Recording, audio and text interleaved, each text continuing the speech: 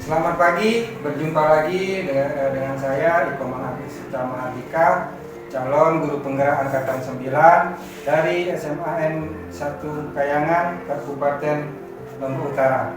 Nah, kali ini saya tidak sendiri, saya didampingi oleh Bapak Fatman Adi Putra. Beliau mengajar sejarah di SMAN 1 Kayangan. Selamat pagi Pak Putra. Selamat pagi Pak Gus. Bagaimana kabarnya hari ini? Alhamdulillah kabar saya hari ini baik saja. Sehat ya Pak ya? Alhamdulillah sehat-sehat. Nah Pak, jadi hari ini kita akan mengadakan percakapan praobservasi. Sebelum nantinya saya akan melakukan observasi di kelas yang Bapak mengajar ya. Baik Pak. Adapun tujuan kegiatan praobservasi ini adalah merupakan persiapan awal nantinya Bapak dalam melakukan proses pembelajaran di kelas.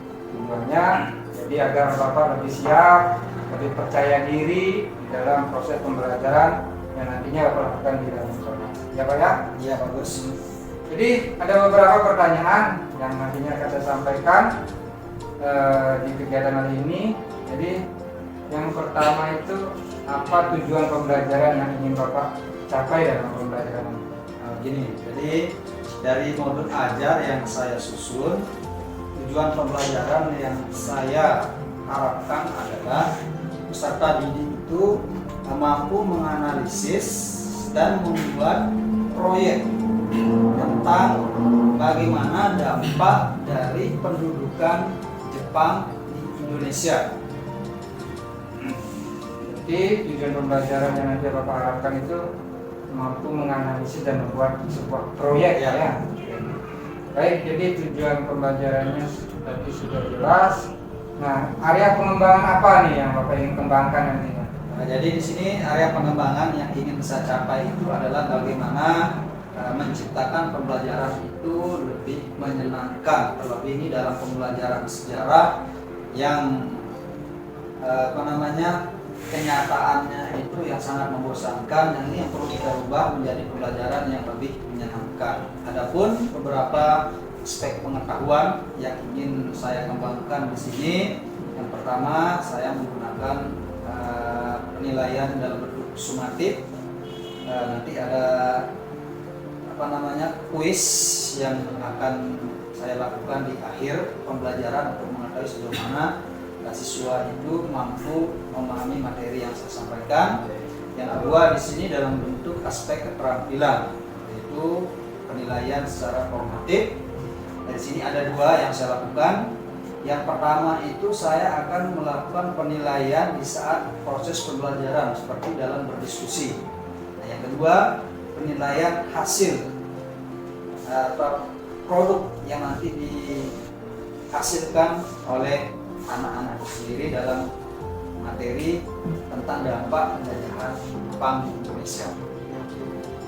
Jadi area yang Bapak ingin kembangkan tadi bagus sekali Pak. Jadi menciptakan pembelajaran yang menyenangkan, ini kunci utama ya dalam proses pembelajaran.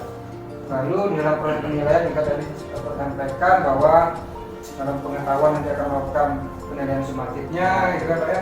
Lalu keterampilannya itu penilaian formatif, karena ini dalam bentuk proyek, otomatis nanti ada produk yang dihasilkan. Oke, bagus sekali Pak.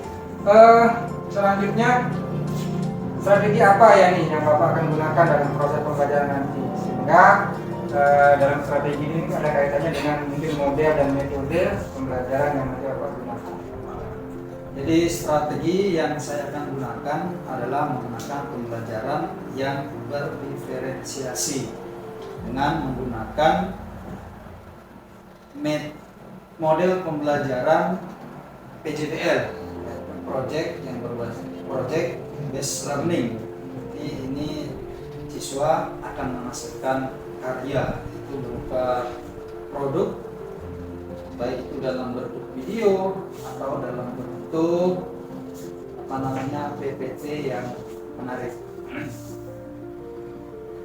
Metodenya apa ya? Metode yang saya gunakan di sini yang pertama kan diskusi. Yang kedua itu tanya jawab,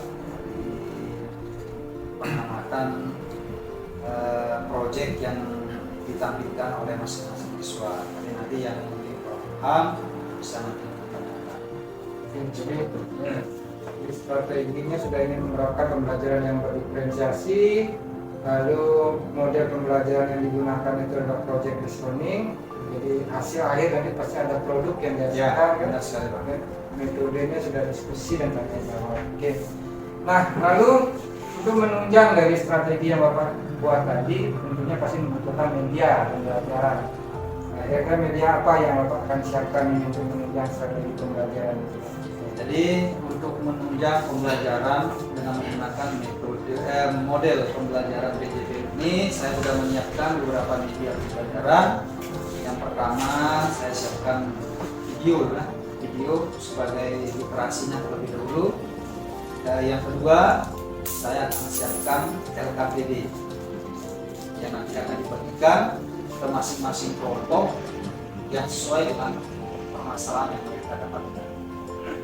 Ya, jadi sudah video, LKPD ya. Baik, jadi kalau saya lihat dari tujuan area strategi yang Bapak siapkan nih, jadi persiapan Bapak ini sudah bagus nih, persiapan mengajarnya, soal ya. Jadi kira-kira kapan nih Bapak siapnya akan dilakukan observasi mengajar di kelasnya? Insya Allah nanti saya akan mengajarnya itu hari Rabu ya, di depan ya. Di jam 1-2, Jam pertama dan kedua ya. pertama dan kedua, kebetulan di kelas 11-1. Baik Pak, jadi minggu depan pada hari Rabu jam pertama dan kedua di kelas 11-1 Pak ya. Benar Pak. Jadi pada hari itu nantinya saya akan melakukan supervisi kelas Pak ya. Jadi akan mengamati dan mencatat bagaimana proses pembelajaran yang Bapak lakukan di kelas. Nanti setelah proses observasi itu selesai, kita ada kegiatan selanjutnya Pak, yaitu namanya kegiatan pasca observasi. Baik Pak, jadi sebelum mungkin saya akhiri kegiatan ini, apa nih yang kira-kira yang Bapak dapatkan dari percakapan tadi? Jadi percakapan ini sangat luar biasa, jadi saya sangat senang dapat berdiskusi dengan Bapak Agus, lebih paham apa saja nanti yang harus saya siapkan di dalam proses pembelajaran yang akan saya lakukan. Baik Pak, jadi harapan saya Bapak bisa lebih menyiapkan nantinya baik proses pembelajaran yang disiapkan tadi seperti media yang digunakan dan sebagainya, sehingga dalam proses pembelajaran nanti bisa berjalan sesuai dengan harapan ya. Baik Pak, terima kasih banyak nih Bapak sudah meluangkan waktunya. Sama-sama diskusi pada kegiatan praobservasi ini. Selamat pagi Pak. Pagi. Demikian percakapan hari ini. Nanti sampai jumpa pada kegiatan observasi nanti. Terima kasih dan selamat pagi. Beri salam.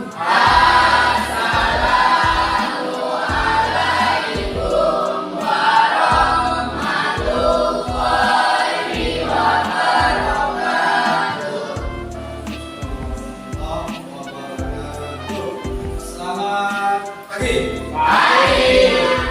Bagaimana kabar kalian hari ini? Siap untuk belajar? Jadi sebelum pembelajaran kita mulai, terlebih dahulu Pak Guru ingin kalian perhatikan tempat duduk. Sekarang saat yang kedua, dan kita awali dengan sama-sama berdoa. 11-1.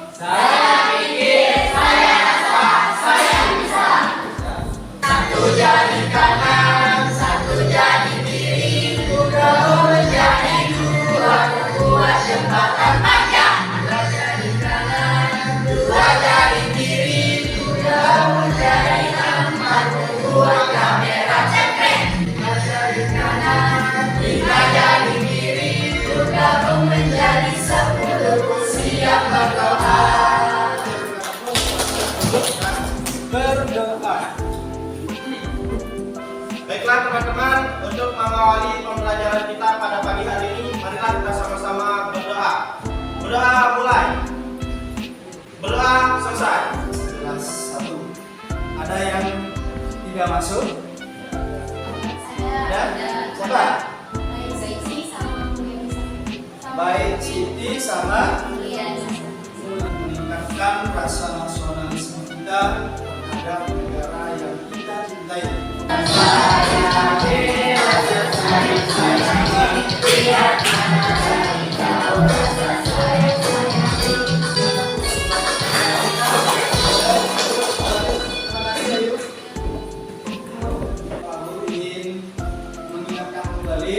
Tujuan pembelajaran masih di permasalahan yang kemarin tentang dampak pendudukan Jepang di Indonesia.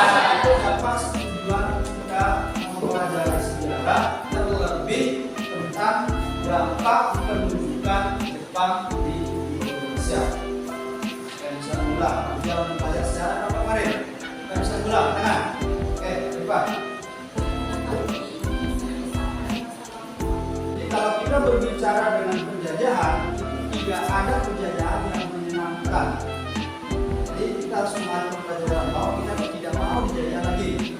Kalian sebagai generasi penerus harus bisa menjaga keutuhan dari Republik Indonesia. Oke, jadi masalahnya sama kayak kemarin ya, tentang dampak penjajahan Jepang di Indonesia. Saya sudah berkelompok dan 4 kelompok. Silakan sekarang kelompok silakan kembali untuk duduk berdasarkan kelompoknya masing-masing. A, B, C, D. Saya ingatkan kembali, jadi tugas proyek itu waktunya 1 minggu, ya. Jadi semua sudah menyelesaikan? Sudah menyelesaikan. Hari ini kita akan menguji nih. Kira-kira bagaimana proyek yang kalian buat? Apakah sesuai dengan materi yang kalian dapatkan atau tidak? Oke, kita mulai di sini. Kita mulai dari kelompok A dulu. Assalamualaikum warahmatullahi wabarakatuh. Waalaikumsalam warahmatullahi wabarakatuh. Selamat pagi. Kami dari kelompok A, yaitu Australia, akan menyampaikan hasil diskusi kami terkait tugas kelompok minggu lalu. Analisis bagaimana dampak penjajahan Belanda di Indonesia bidang sosial. Dampak penjajahan Belanda di Indonesia dalam bidang sosial antara lain bahasa Belanda menjadi bahasa sarapan, hilangnya status raja menjadi pegawai pemerintah. Pertanyaan dari teman-teman terkait dengan video proyek kami. Baik, perkenalkan saya Arya Selik dari kelompok D ingin bertanya.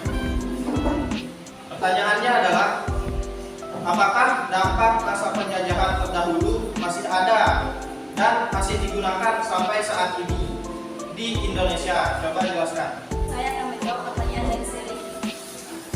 Jawabannya itu, bahasa Belanda menjadi bahasa serapan. Hilangnya status raja menjadi pegawai pemerintah. Penyebaran Kristen Protestan semakin masif. Munculnya strata sosial baru. Sekian, terima kasih. Apakah sudah jelas tadi? Baik, cukup jelas. Silakan satu orang pemerintah berikan tanggapan terhadap presentasi yang dilakukan oleh kelompok A oleh pendiri. Baik, saya akan menanggapi dari kelompok A. Menurut saya kinerja mereka sudah bagus dan itu sudah cukup jelas. Mungkin hanya itu dari saya. Sekian. Berikan tepuk dulu buat temannya. Baik, itulah hasil dari proyek kami. Terima kasih atas perhatiannya. Sekian dari kami kelompok A. Wassalamualaikum warahmatullahi wabarakatuh. Waalaikumsalam. Oke, terima kasih sudah Assalamualaikum warahmatullahi wabarakatuh. Waalaikumsalam warahmatullahi wabarakatuh. Kami dari kelompok B ingin mempresentasikan proyek kami dari kelompok Belanda.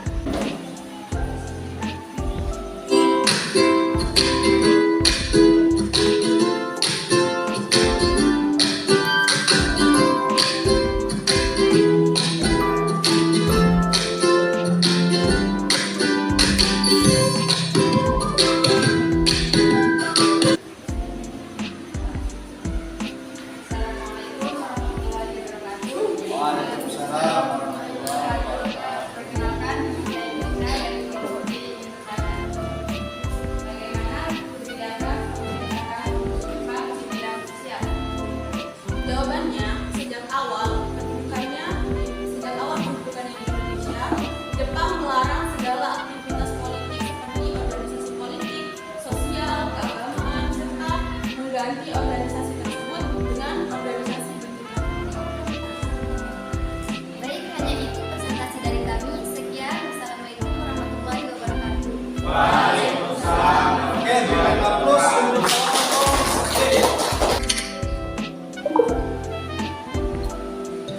Assalamualaikum warahmatullahi wabarakatuh.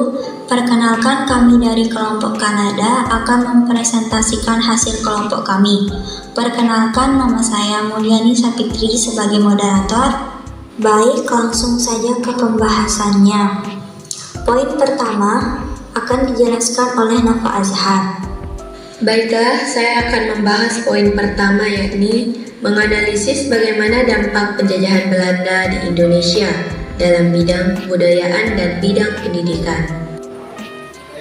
Video proyek yang kami buat, mungkin ada teman-teman yang membutuhkannya. sekarang ada yang mau bertanya? Saya atas nama Bia Anggraini dari kelompok 2 ingin bertanya, apa dampak penjajahan Belanda di Indonesia dalam bidang kebudayaan? Baik, saya akan menjawab pertanyaan dari Bia Anggraini. Dampak penjajahan Belanda di Indonesia dalam bidang kebudayaan ialah pemerintahan kolonial yang menggunakan bahasa Belanda, sehingga mengaruhi perkembangan bahasa di Indonesia. Dari video kami, sekian. Wassalamualaikum warahmatullahi wabarakatuh. Baik, assalamualaikum warahmatullahi wabarakatuh. Waalaikumsalam warahmatullahi wabarakatuh. Di sini kami akan menyampaikan atau menjelaskan video yang telah kami buat. Marilah kita sama-sama simak video yang telah kami buat. Contohnya, 5 tentara hasil dari penjajah Jepang. Bia Anggraini dari kelompok 2 ingin bertanya, bagaimana pemerintahan militer dapat mempengaruhi hak asasi manusia dan kebebasan sipil dalam konteks mengambil alih kekuasaan? Baiklah, saya akan menjawab pertanyaan dari Indonesia Raja Presiden. Mengapa Jepang melakukan pembentukan pemerintahan militer di Indonesia? Karena Jepang ingin mempermudah pemantauan dan pengaturan pemerintahan militer. Baiklah, mungkin itu tadi presentasi dari kelompok kami. Kurang dan lebihnya kami mohon maaf. Assalamualaikum warahmatullahi wabarakatuh. Orang perwakilan dari tamunya untuk bercerita kira-kira masalah atau pengalaman apa yang dapat kalian yang dialami dalam pembuatan video tersebut. Ayo, silakan.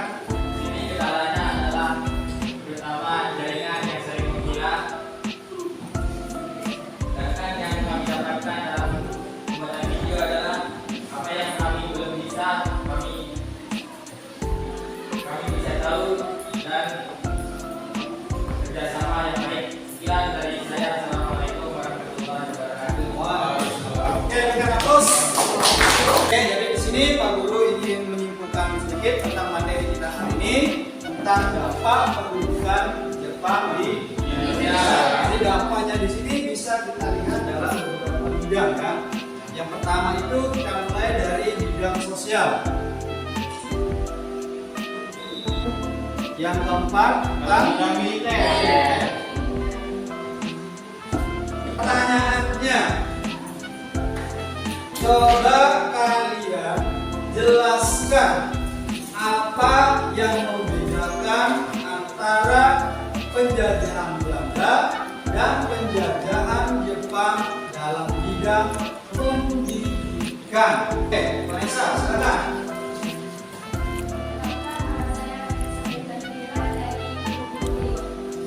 Dari pendidikan kita bisa merasakan pendidikan dari tingkat dasar sampai SMA. Sekian. Ada lagi? Berikan aplaus dulu buat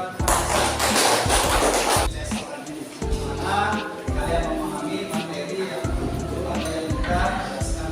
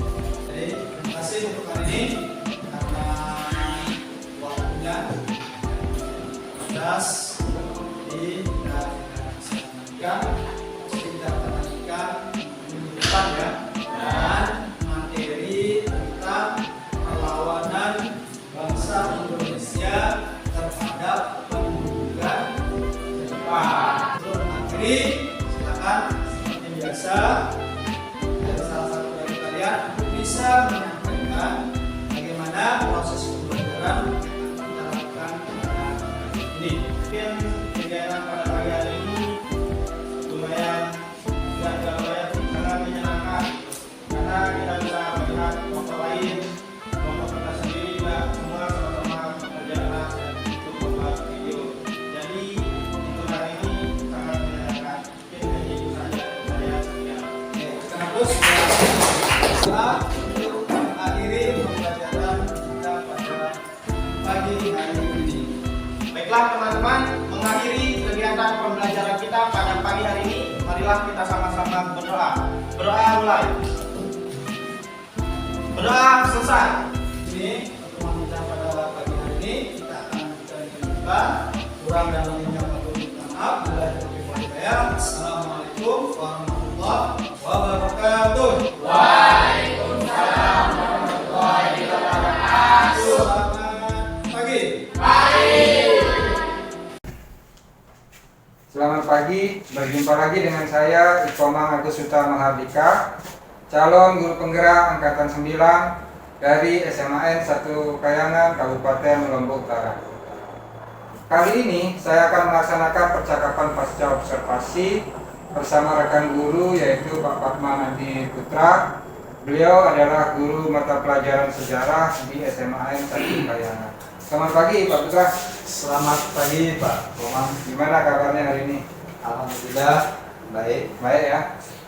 Nah, baik, jadi hari ini kita akan melanjutkan kegiatan kita yaitu kegiatan pasca observasi, di mana tujuan dari kegiatan ini adalah untuk mengevaluasi kegiatan pembelajaran yang sudah Bapak lakukan kemarin di kegiatan observasi. Baik, bagus. Nah, jadi pada kegiatan hari ini ada beberapa pertanyaan yang nanti akan saya sampaikan Pak ya. Oke, jadi yang pertama, bagaimana nih perasaan Bapak terkait dengan berjalannya kegiatan observasi yang sudah Bapak laksanakan? Di awal kegiatan saya merasa agak tegang, tapi setelah kegiatan berjalan, ya, alhamdulillah bisa terlaksana dengan baik dan lancar. Jadi kegiatannya berjalan lancar Pak ya? Ya. Bisa nggak Bapak mungkin ceritakan sedikit kembali area pengembangan dan langkah-langkah pembelajaran yang sudah Bapak lakukan di kegiatan pembelajaran kemarin Pak? Ada beberapa langkah-langkah yang sudah saya lakukan. Yang pertama itu saya membuat perencanaan dengan menyusun modul ajar dan area pengembangan yang sudah saya lakukan adalah menciptakan pembelajaran yang menyenangkan dengan memanfaatkan media video sebagai media pembelajaran. Oke, berarti area pengembangannya adalah Bapak ingin menciptakan pembelajaran yang menyenangkan. Baik, selanjutnya menurut Bapak, apakah area pengembangan yang Bapak sampaikan tadi itu sudah berjalan sesuai dengan yang diharapkan? Dari pelaksanaan pembelajaran sudah terlaksana dengan baik, tapi ada beberapa yang kurang menjadi sebuah evaluasi buat saya sendiri untuk memperbaiki apa yang menjadi kekurangan. Nah, baik, jadi tadi Bapak menyampaikan ada kekurangan sedikit dari proses pembelajaran yang dilakukan. Nah, menurut Bapak nih, apa kendala yang Bapak alami dalam proses pembelajaran sehingga terjadi kekurangan dari menurut Bapak ya? Ya, jadi kendala-kendala yang saya hadapi yang pertama itu mungkin dari segi berdiskusinya ya. Jadi kadang peserta itu ada yang kurang aktif, kadang ada juga yang memfokuskan kerja itu pada teman yang dianggap paling bisa. Hanya mengharapkan temannya saja yang kerja gitu ya. Terus yang selanjutnya terkadang mereka juga untuk menyampaikan apa yang mau disampaikan itu agak malu, juga agak canggung dan sebagainya. Belum terbiasa ya presentasi dengan keras ya, belum dibiasakan.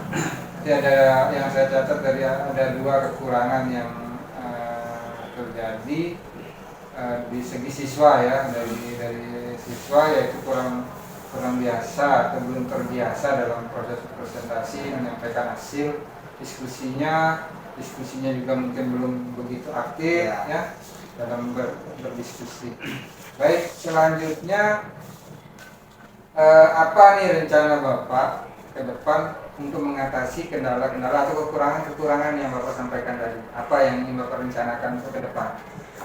Dari kekurangan yang sudah saya alami di dalam pembelajaran itu, jadi saya ingin mengidentifikasi minat dan gaya belajar peserta didik sehingga saya bisa menyesuaikan apa yang menjadi keinginan seperti gaya belajar yang diharapkan oleh peserta didik dan membiasakan peserta didik itu untuk melakukan presentasi berbicara di depan orang banyak.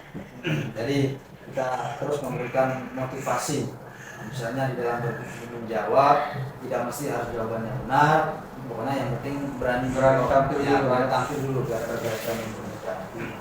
Berarti rencana yang Bapak ingin lakukan ke depan itu paling tidak melihat gaya belajar yang diinginkan anak-anak.